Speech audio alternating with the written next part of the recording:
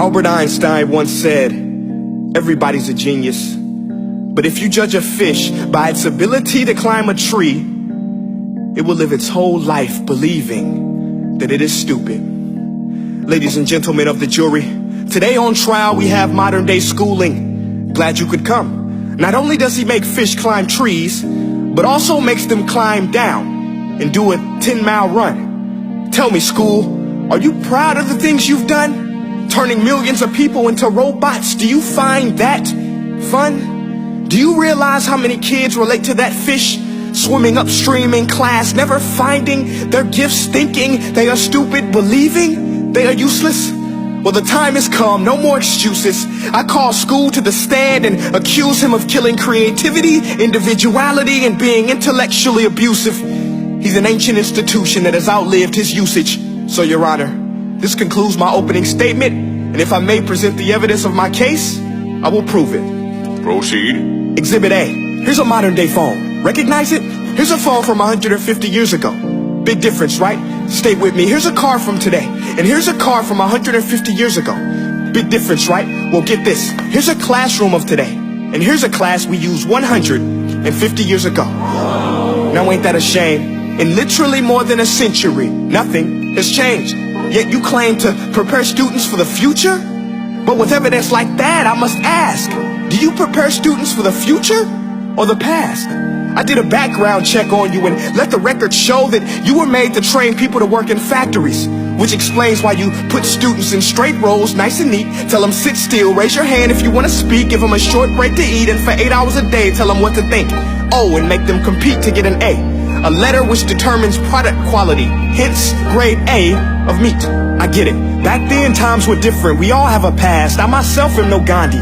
But today, we don't need to make robot zombies. The world has progressed. And now we need people who think creatively, innovatively, critically, independently, with the ability to connect. See, every scientist will tell you that no two brains are the same. And every parent with 2 or more children will confirm that claim. So please explain why you treat students like cookie cutter frames or snapback hats, giving them this one-size-fits-all crap. Watch your language. Sorry, Your Honor, but if a doctor prescribed the exact same medicine to all of his patients, the results will be tragic. So many people will get sick, yet when it comes to school, this is exactly what happens. This educational malpractice, where one teacher stands in front of 20 kids, each one having different strengths, different needs, different gifts, different dreams, and you teach the same thing the same way? That's horrific. Ladies and gentlemen, the defendant should not be acquitted. This may be one of the worst criminal offenses ever to be committed. And let's mention the way you treat your employees. Objection. Overruled. I want to hear this. It's a shame. I mean, teachers have the most important job on the planet, yet they're underpaid? No wonder so many students are short-changed. Let's be honest. Teachers should earn just as much as doctors, because a doctor can do heart surgery and save the life of a kid. But a great teacher can reach the heart of that kid and allow him to truly live. See, teachers are heroes that often get blamed, but they're not the problem. They work in a system without many options or rights. Curriculums are created by policymakers, most of which have never taught a day in their life. Just obsessed with standardized tests. They think bubbling in a multiple choice question will determine success. That's outlandish. In fact, these tests are too cruel to be used and should be abandoned, but don't take my word for it.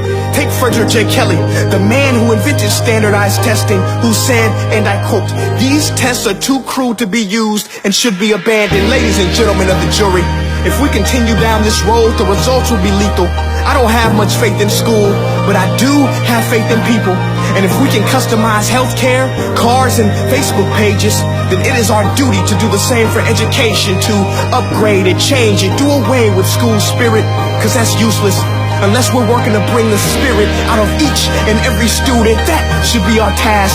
No more Common Core. Instead, let's reach the core of every heart in every class. Sure, math is important, but no more than art or dance. Let's give every gift an equal chance. I know this sounds like a dream, but countries like Finland are doing impressive things.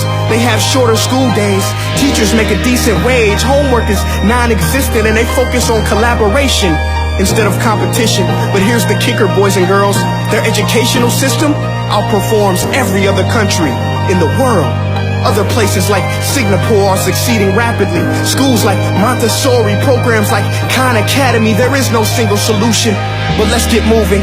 Because while students may be 20% of our population, they are 100% of our future. So let's attend to their dreams, and there's no telling what we can achieve.